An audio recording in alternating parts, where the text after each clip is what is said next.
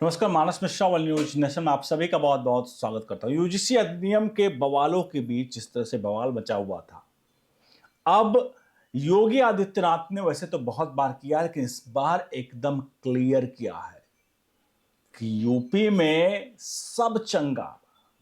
जो लोग इसको लेकर के राजनीतिक रोटी सेकने का प्रयास किया था, आज उत्तर प्रदेश के मुख्यमंत्री योगी आदित्यनाथ ने उन सभी अटकलों पर विराम लगाते हुए पहुंचे थे आगरा में ग्रेटर नोएडा मतलब ग्रेटर आगरा के कुछ कार्यक्रम में पहुंचने के बाद जो योगी आदित्यनाथ ने किया वो वीडियो मंच से ही वायरल हो गई। उस वीडियो को दिखाएंगे और आज इसे कहते हैं, यूं ही नहीं, लोग आने वाले समय में प्रधानमंत्री नरेंद्र मोदी के बाद कोई दूसरा चेहरा अगर देखते हैं तो वो है, आज पूरे भारत में सबसे पहली डिमांड है, सबसे पहली पसंद है। लगभग 84% लोग ये मान रहे हैं कि अगले प्रधानमंत्री हिंदुस्तान के योगी आदित्यनाथ होंगे। तो ये पहला सवाल आपसे यहां पूछूंगा कि क्या वाकई में भारत के अगले प्रधानमंत्री उत्तर प्रदेश के अभी के मुख्यमंत्री योगी आदित्यनाथ जो हैं, क्या वो बनेंगे? इस सवाल का जवाब भी आप कमेंट बॉक्स में दीजिए, क्योंकि कई सर्वे में 84% लोग मानते हैं कि योगी आदित्यनाथ ही उत्तर प्रदेश के जो मुख्यमंत्री हैं वो भारत के प्रधानमंत्री होंगे। चलिए आपको लिए चलते हैं उस आगरा के कार्यक्रम की तरफ, जहां पर मंच से जब उत्तर प्रदेश के मुख्यमंत्री योगी आदित्यनाथ ने यूजीसी वालों के लिए जो कुछ बवंडर मचाने का प्रयास कर रहे थे कई राजनीतिक दल, जो राजनीतिक रोटी सेकना चाहते थे, उनको कैसे करारा जवाब दिया है। और क्या मैं आपको इससे पहले उस वीडियो की तरफ, विजुअल्स की तरफ लिए चलूं, बटोगे तो कटोगे, ये साफ तौर पर योगी आदित्यनाथ हर मंच से कहते हैं, लेकिन इसके बारे में हम आगे बताएंगे कुछ ऐसी चीजें जो यूजीसी का कहीं ना कहीं, जो राजनीतिक रोटी सेकने वालों के लिए कहीं ना कहीं एक तरह से उनके लिए बड़ा ही एक झटका साबित हुआ है। पहले देखिए उत्तर प्रदेश के मुख्यमंत्री योगी आदित्यनाथ क्या कुछ कह रहे हैं। जब विकास की आभा के साथ अब आगे बढ़ रहे हैं, कुछ लोग महापुरुषों को जातीय आधार पर बांट करके सनातन की एकता को फिर से खंडित करना चाहते हैं। उनके इन मंसूबों को सफल मत होने देना। मैं पूछना चाहता हूं, महाराणा प्रताप और महाराणा सांगा का बलिदान भारत के लिए हुआ था, सनातन के लिए हुआ था। महाराज सूरजमल का पराक्रम, उन्होंने आगरा के लाल किले को अपने कब्जे में लेकर के और भूसा भरवाने का काम कर दिया था कि ये मुगलों की छाती पर दाल उगने का काम महाराज सूरजमल ने इसी आगरा में किया था। बहनों और भाइयों, महाराज सूरजमल भारत की सनातन परंपरा के महापुरुष हैं, महानायक हैं।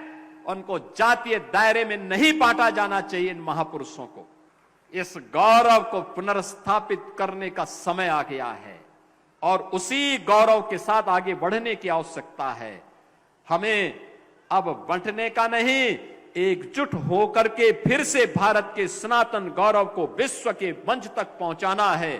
प्रधानमंत्री मोदी जी के नेतृत्व में ये नया भारत मजबूती के साथ आगे बढ़ रहा है। आपने यहां पर उत्तर प्रदेश के मुख्यमंत्री योगी आदित्यनाथ को सुना।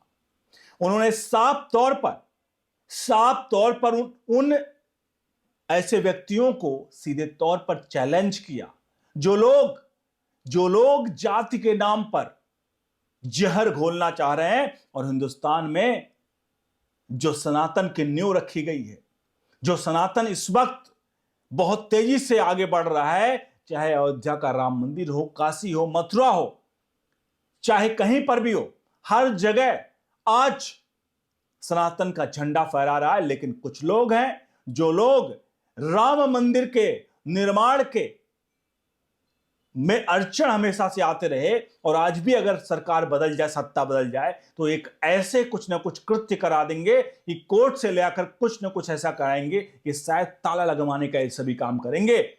उसमें उत्तर प्रदेश के पूर्व मुख्यमंत्री अखिलेश यादव को भी हम नहीं भूल सकते हैं। अखिलेश यादव का भी हालिया में बयान आया। जो बयान था, आपको याद होगा, एक इनका नेता सपाही का नेता है जिसने भगवान राम और कौशल्या माता के लिए इस तरह की अभद्र टिप्पणी की शब्दावली का प्रयोग किया। लेकिन जो ये समाजवादी पार्टी है, वो समाजवादी पार्टी चुपचाप वो अपने नेता को कहती है हम प्राथमिक सदस्यता से उसको कहीं ना कहीं उस पर रद्द करते हैं। लेकिन कहीं से भी समाजवादी पार्टी ने एक एफआईआर नहीं दर्ज करवाया उसके लिए कि आखिरकार ये हमारे भगवान के बारे में इस तरह का शब्द कह रहा है, मैं अपनी पार्टी का हूं, उसको नाजीर कहीं ना कहीं साबित करना चाहूंगा, नाजीर बनाना चाहूंगा। उसके लिए साफ तौर पर एक एफआईआर कहीं ना कहीं दर्ज करानी चाहिए थी, लेकिन चुपचाप बैठे रहे क्योंकि इनको तो सिर्फ और सिर्फ दिखावा करना था। और वो नेता इस वक्त और बड़े रुतबे के साथ समाजवादी पार्टी का भले प्राथमिक सदस्यता की बात की जा रही हो, लेकिन वो और बड़ा नेता बनकर उभर गया है। ये है आज का हिंदुस्तान, जहां मौका टेरियन है। ये सभी ये सिर्फ मौका देखते हैं कि कहीं कहीं मोदी को कहीं ना कहीं दबाया जाए, योगी को कहीं ना कहीं दबाया जाए। योगी को दबाने वाले मुझे लगता नहीं कि वो पीछे बटने वाले हैं। जी हम आपको दिखा रहे हैं इसलिए कि हम यहां पर आपको लग रहा है कि हम इनका गुणगान कर रहे हैं, कतई नहीं। जो चीज सही है, अगर सही को सही कहना आपको लगता है किसी का गुणगान करना है, तो ये आपके लिए होगा सत्य को सत्य बोलने का मतलब अपने अंदर ढाढ़स बांधिए, सत्य को सत्य कहिए और सत्य को सत्य एक्सेप्ट करिए। ऐसे में अगर किसी का लगता है कि किसी के लिए कोई बोल रहा है, तो ये आपके डिक्शनरी के शब्द हैं, हमारे नहीं। ये असली सच्चाई है और जीवंत सत्य यही है। कभी कभी कुछ ऐसे फैसले लेने पड़ते हैं जो फैसले कड़वे होते हैं, और ऐसे फैसले तुरंत लगते हैं कि बहुत कड़वे हैं, लेकिन उसका लॉन्ग टर्म जो इंपैक्ट होता है वो बहुत ही ज्यादा होता है। फिलहाल हम और चीजों पर ज्यादा बात करने के लिए नहीं है कि जा रहे हैं कि क्या कैसे है, लेकिन एक बात होता है कि उत्तर प्रदेश के मुख्यमंत्री योगी आदित्यनाथ साफ जो कहते हैं हर मंच से कि अगर बटोगे तो कटोगे, उनका यह कहना बटोगे तो कटोगे साफ तौर पर हिंदू एकता की बात करता है। और हिंदू एकता आज हिंदुस्तान में यही कारण है कि आज हर जगह जहां देखिए हिंदुस्तान में हिंदू और सनातन की जय जयकार हो रही है। राम मंदिर को जो लोग कहें कि राम मंदिर, अरे राम मंदिर तो बनवाया, अरे सुप्रीम कोर्ट ने तो बनाया, जो लोग ये कह रहे हैं, तो एक बार वही लोग खुद से वो अपने आप से पूछेगा कि राम मंदिर तो सुप्रीम कोर्ट ने बनाया। अरे सुप्रीम कोर्ट ने बनाया तो कितने 100 सालों का ये मुद्दा था, जो अब तक 500 सालों तक मुद्दा था, अब तक सुप्रीम कोर्ट ने क्यों नहीं बनवाया? क्यों आखिरकार सुप्रीम कोर्ट ने नहीं बनाया? वो पार्टी जो सत्ता में रहती थी, आपको लगता था कि वो भगवान राम का मंदिर बनवाती, जो भगवान राम को काल्पनिक बताती थी, हलफनामा देख करके कहती थी भगवान राम काल्पनिक है, राम सेतु काल्पनिक है। वो पार्टी आपको लगता है कि भगवान राम का भव्य मंदिर बनवाती। और कई ऐसे चंद जयचंद हैं जो हिंदुओं में हैं, वो कहते हैं मोदी ने क्या किया, योगी ने क्या किया, जितना मोदी ने किया उससे ज्यादा योगी ने भी किया। क्यों? क्योंकि अगर केंद्र सरकार सुप्रीम कोर्ट से फैसला हो भी जाता, केंद्र में मोदी होते, उसके बावजूद भी अगर अखिलेश यादव होते, तो शायद फैसले की तामील तक नहीं हो पाती। इस कोर्ट आप ये समझ लीजिए, उस फैसले की तामील तक नहीं होती और आज एक ईंट भी नहीं रखा गया होता। यह बात सत्य है। और अगर आप सनातनी हैं तो एक बार अपने दिल से इस बात को पूछिएगा कि यह बात सत्य है या नहीं है। अगर आपको इसका उदाहरण चाहिए, उदाहरण बता दे रहा हूं। उदाहरण यह है, तमिलनाडु में मद्रास हाईकोर्ट ने एक फैसला दिया दीपम को लेकर। दीपम विवाद था, जहां एक पहाड़ी पर हिंदू मान्यता के अनुसार वहां दीपक जलाया जाता था, लेकिन पास में ही एक दरगाह थी। दरगाह वालों ने आपत्ति जताई कि दीपम जो है दीप नहीं जलेगा। बाद में क्या हुआ, मामला कोर्ट पहुंचता है, कोर्ट आदेश देता है कि नहीं, यह मान्यता है और मान्यता में वो दीपक जलाया जाएगा। फिर क्या होता है, तमिलनाडु सरकार कहती है कोर्ट में कि शासन मतलब कानून व्यवस्था के नाते हम ये नियम नहीं लागू करा सकते, इससे जो है सामाजिक सौहार्द बिगड़ेगा।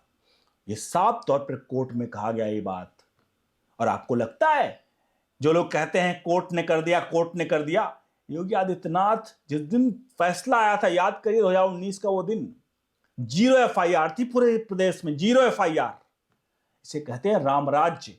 और रामराज्य उस समय जो कमान संभाले हुए थे, बैठे तो योगी आदित्यनाथ थे उत्तर प्रदेश में। एक चू तक नहीं कसा। और अखिलेश यादव के पिता मुलायम सिंह यादव सत्ता में रहते हुए गोलियां चलवा रहे थे राम भक्तों पर।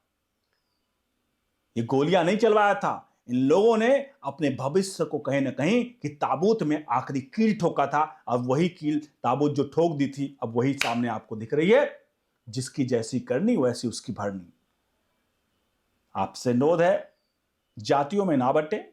सवाल इसलिए मैं कह रहा हूं कि आपको लगता होगा मैसेज देना चाह रहा हूं, जातियों में ना बंटे, क्योंकि अगर हिंदू एक रहेगा तभी देश एक होगा। अखंड भारत की बात अगर हम करते हैं तो हिंदू को एक होना पड़ेगा, जातियों में ना बंटिए। बहरहाल आप सभी इस पूरे प्रकरण पर क्या चाहते हैं योगी आदित्यनाथ के बारे में कमेंट बॉक्स में लिखिए। बने रहिए ऑडी न्यूज नेशन के साथ। बहुत बहुत धन्यवाद।